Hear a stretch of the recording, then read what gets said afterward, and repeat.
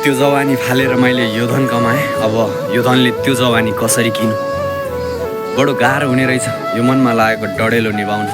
जब कि त्यो आगो म आफैले लगाएको थाहा पाएँ है। भन्न त भन्थे बाले, यो जिन्दगी त भरिया हो बाबु, यो तनमा बोकेको भारीले भन्दा यो मनमा बोकेको भारीले धेरै पीडा दिन्छ भन्थे आमा। सधैँ यो मरिजाने जिन्दगीको खासै माया छैन बाबु।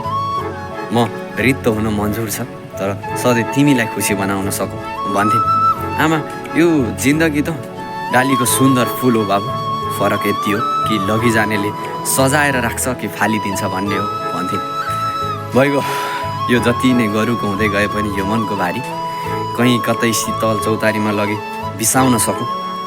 म आकाशतिर फर्केर डाँको छोडी कराउँदै रुन सकौँ, तर तिमीलाई चाहिँ सधैँ खुसी बनाउन सकौँ है।